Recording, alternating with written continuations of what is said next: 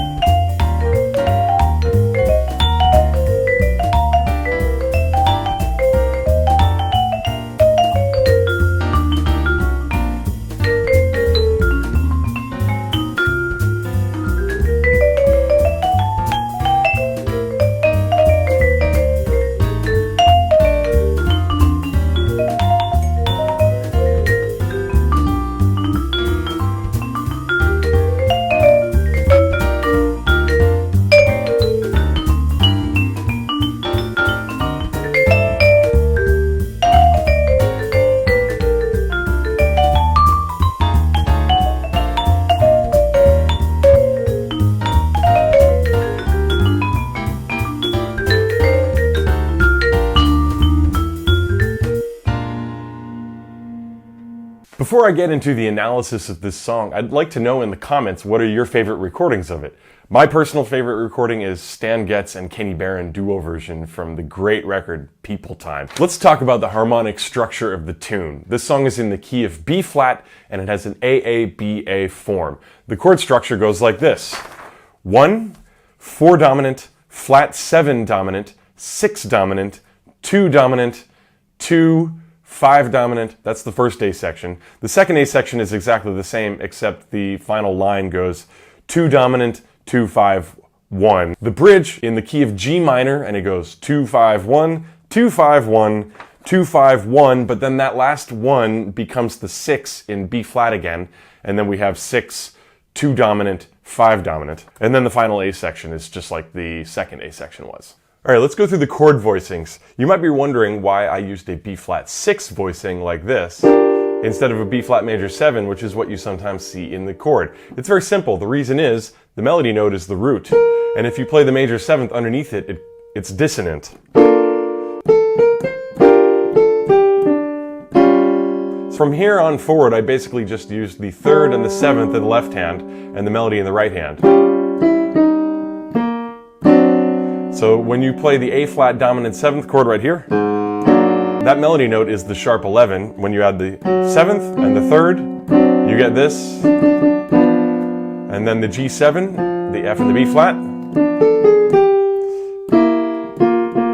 Here, because it's a 2 bars on the C7 chord, I like to throw a C7 sus in there just for a little extra movement.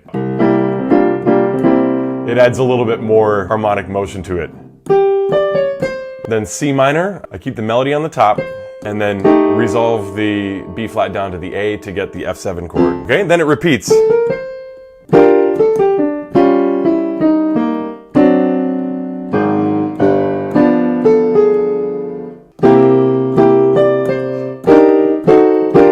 Here in this part, I voiced that. Remember, the melody goes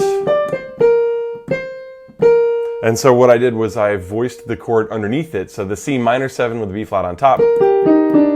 What I did was I put the 9th in instead of the root. And then for the F7 chord, I added the flat 9 in there because that puts some nice voice leading, resolving back to the B flat major 6 chord.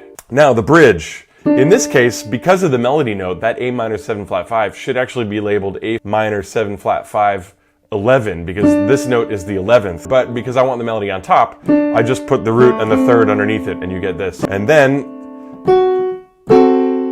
2 notes later on the melody I have the A, and then we have the 3rd and the 7th on the D7 chord. You could add the E flat if you wanted for the flat 9.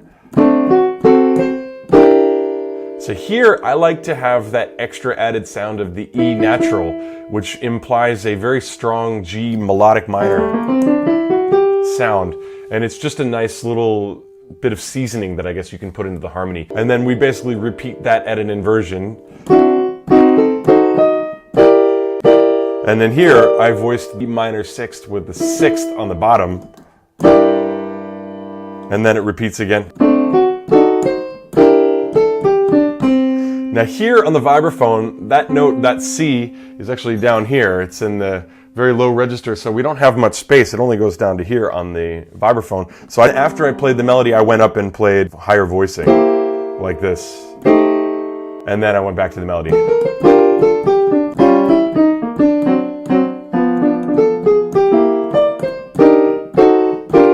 I mentioned also that Stan Getz Kenny Barron recording earlier, which is one of my favorites.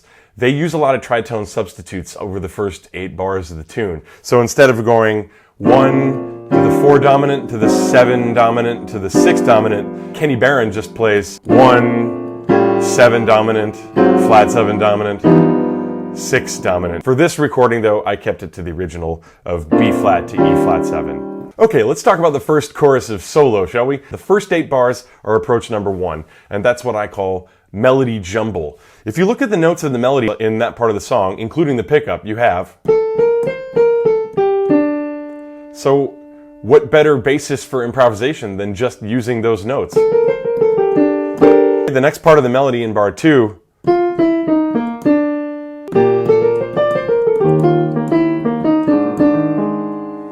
and then in bar 4,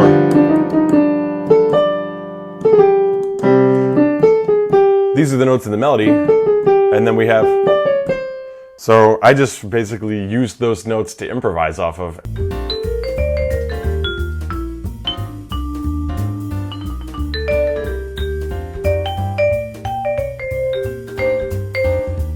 Okay, the second 8 bars is the second approach, what I call the arpeggio approach to soloing. 2, 3, 4, 1, 2, 3, 4, 1, 2, 3, 4, 1, 2, 3, 4. So let's go over that. The B flat major 9th arpeggio.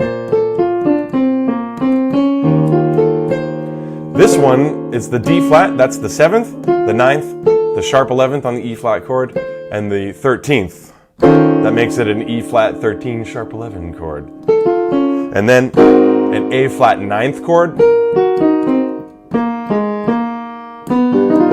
Here I used G altered dominant. So that's the 3rd, the flat 13, the 7th, the sharp 9. The reason that I use that is because I believe that my ear likes to keep common tones wherever possible. So we have this sort of F B flat sound going through. I mean, that's B flat is the tonic, F is the dominant throughout the whole song, and we have the harmony moving underneath it.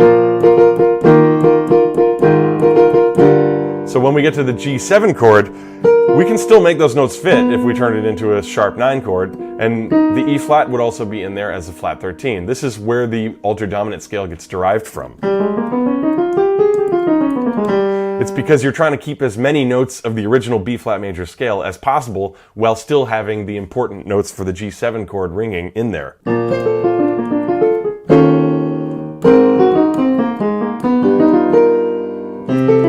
The C7 chord I voiced as a C13, so that's the 13th, the 3rd, the 9th, the 7th. Then when we get to the 2-5-1 at the end of the phrase,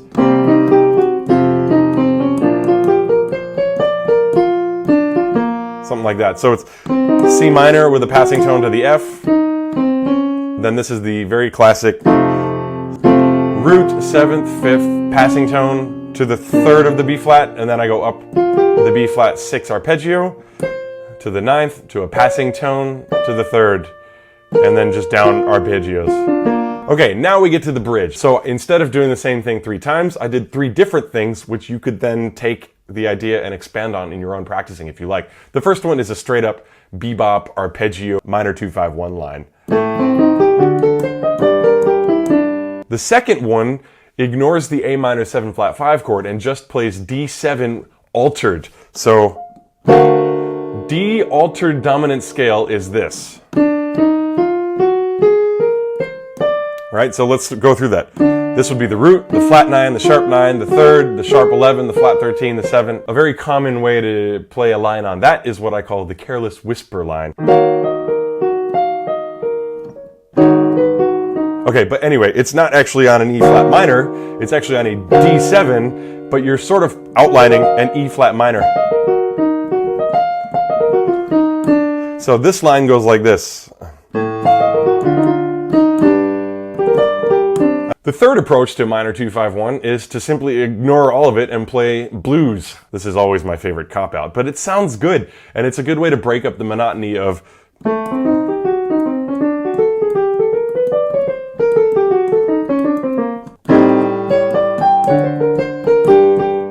right, if I take the chords away, you wouldn't even know that it was a 2-5-1. It's just this riff. But you can play it over the 2-5-1. And then from there, I went, this is one of my favorite things. I kind of play it every time because at some point I discovered it. I used to have a restaurant gig where I played standards for 3 hours every Sunday, and we did it every Sunday for 3 years. So playing the same tunes over and over and over and over and over and over and over and over and over and over and over and over and over and over and over again, I eventually figured out some cool harmonic things that now I kind of play every single time. One of them is on the last 2 bars of the bridge, you have that C7 chord to the F7 chord, 2 dominant to 5 dominant, back to the parent key of B flat major. I like to play the C7, but I put a D triad over the top of it. And then on the F7, I put a D flat triad over the top of it. Now how that works is for the C7, the D is actually the 9th, the A is the 13th, F sharp is the sharp 11. And then when you move to a D flat triad over an F7 chord, my hands are barely big enough to play this. The D flat is the flat 13, that's the sharp 9, that's the root, that's the flat 13. And you get this cool voice leading. I like it.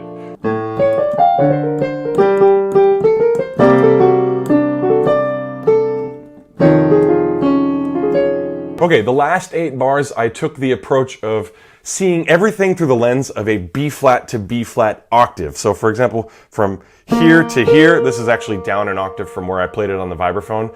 But if you look at the chord changes there, we have B flat, then we have E flat, then we have A flat, then we have G, then we have C dominant, then we have C, and then the F7 back to the B flat. But I tried to keep everything between those 2 notes so that you really can see how the inner workings of the chord always change. So the first one is a B flat pentatonic.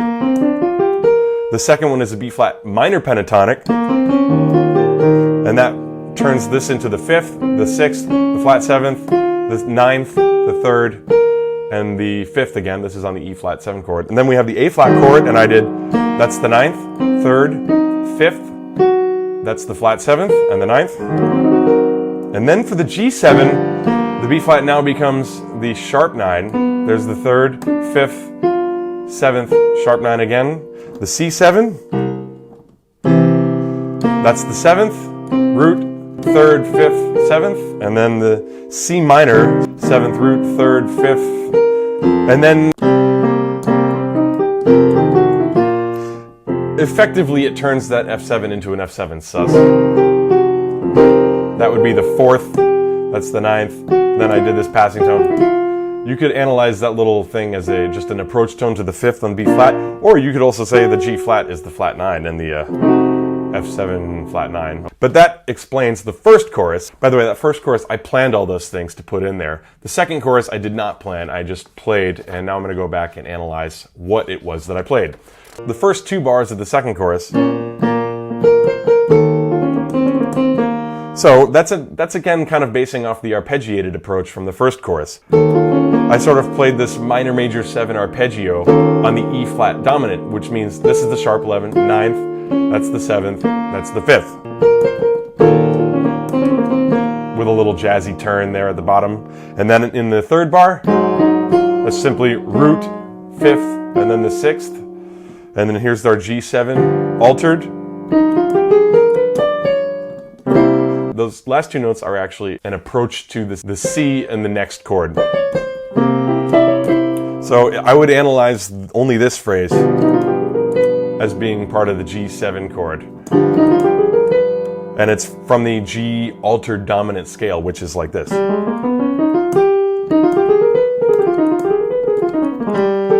So. And now, in this bar, we have the C7, but I wanted to do the C7 sharp 11, 13, because it's fun. So this,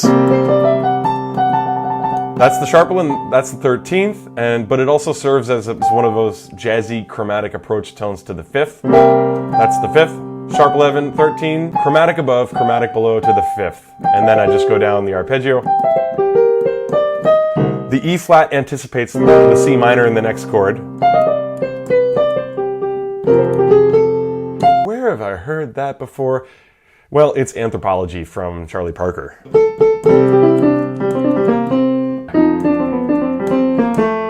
It's a Charlie Parker riff. You also hear it in Tenor Madness.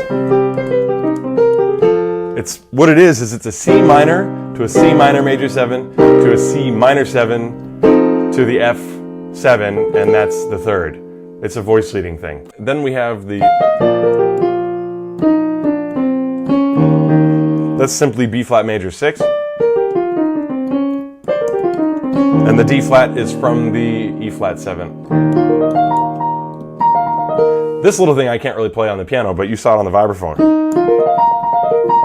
It's a series of 3 notes, F, B flat, and E flat. And when you're on the E flat chord, that ends up being the 9th, the 5th, and the root.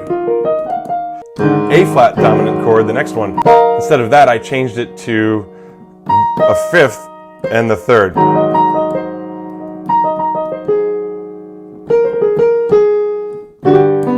These are all simply arpeggios. This is the 3rd of the C7 chord. That's simply step above, half step below to the arpeggio. That's the minor 3rd. Here we go, a chromatic. That G sharp is a chromatic approach to the 3rd of the F7 chord. Now this is probably due to me transcribing that Herbie Hancock version of Watermelon, because he was using this thing. What it is they're both approach tones. Yeah, so it's a B flat. I'm approaching the 3rd and the 5th, voiced in a interval of a 6th here at the top. So, but instead of just going like that, I did it with both voices. You could do the whole chord. It's an A triad to a B flat triad. Okay, then we got our bridge. So that phrase is simple bebop structure. If you take away all the passing tones and just play the chord tones from those 2 measures, you get this. And when you fill in the notes in between, then we have this little phrase. That's again from the D altered dominant. But I only played up to there. You don't usually do these entire scales from beginning to end. You just play little bits and pieces of them. It's just an arpeggio of the flat 9, D7 flat 9, landing on the 6th on the G minor 6 chord. And then again we have another altered line. This is kind of a long drawn out approach to the G minor, the 3rd on the G minor. That's our target. But I sort of drew it out by doing a chromatic approach to the 2nd, up to the 4th, and then a chromatic above, half step below to the 3rd. And then I just go down the G minor scale until the D triad over the C7 chord. And that's just all bebop approach tones up there. So if I take away all the extra stuff and play only the chord tones, you get this.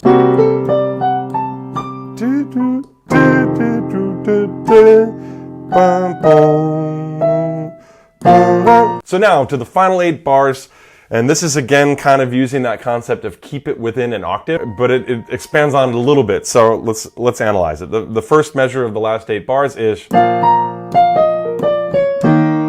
that's pretty straightforward. I kind of did this little passing tone to get to the 7th on the E flat 7 chord. Those notes are actually anticipating the chord in the next bar, which is A flat 7.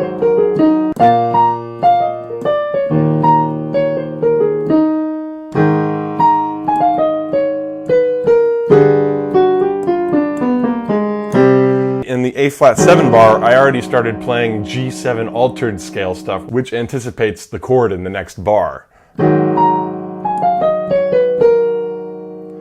And then in the G7 bar, that's a chromatic approach to the root. Half step above, half step below the root, and then 7th, 5th, 3rd, sharp 9, flat 9, landing on the 5th of the C7. But I like to sort of put a G minor 7 on top of that. It's like the 2 to the 5 that is the C7.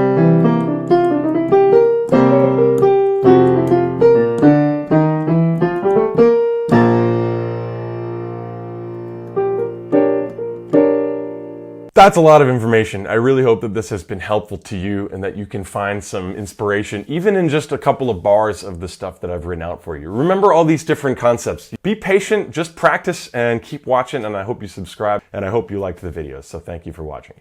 Sorry, my cat is asleep today. She's not in the video.